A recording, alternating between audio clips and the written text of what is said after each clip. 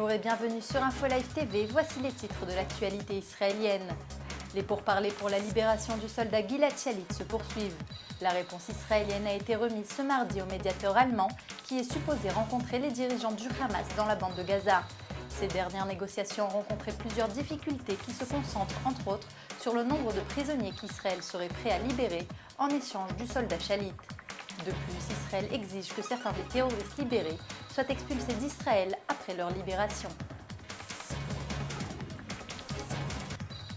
Alors que la réponse israélienne est en route pour Gaza, le Premier ministre israélien Benjamin Netanyahou s'est entretenu ce mardi soir avec plusieurs représentants d'associations de victimes du terrorisme concernées par l'accord avec le Hamas.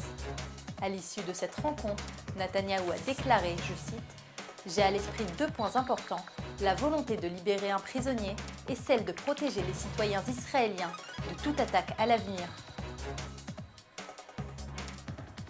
Le président de l'autorité palestinienne Mahmoud Abbas a déclaré ce mardi qu'il ne permettrait pas qu'une nouvelle intifada n'éclate tant qu'il serait en poste. Cependant, il a prévenu que le calme qui règne actuellement en Judée-Samarie pourrait bien s'interrompre à la fin de son mandat en juin 2010. Dans une interview pour le Wall Street Journal, il a insisté sur le fait que les Palestiniens étaient sérieux dans leurs intentions de paix avec Israël. Les services de sécurité ont annoncé des risques d'enlèvement de citoyens israéliens en Afrique de l'Est. Les principales villes concernées sont les villes de Mali, du Ghana et la Côte d'Ivoire.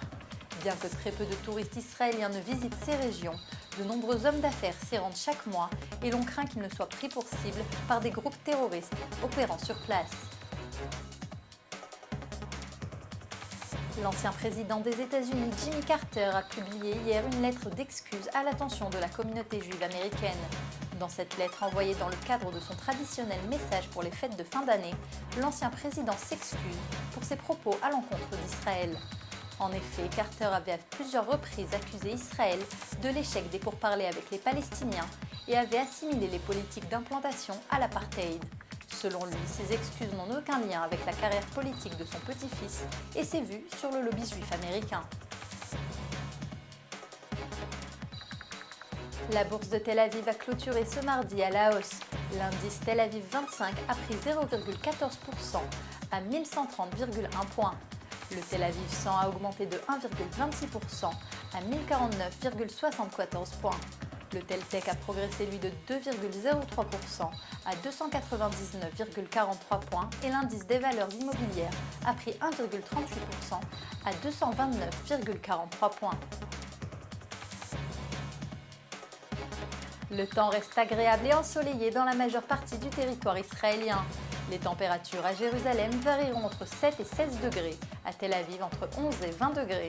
Sur le mont Hermon, les températures restent basses entre 0 et 8 degrés, alors qu'à Eilat, dans le sud du pays, elles varieront entre 14 et 25 degrés. Les prochains jours nous réservent des températures semblables qui continueront d'augmenter progressivement jusqu'à ce week-end qui sera chaud et sec.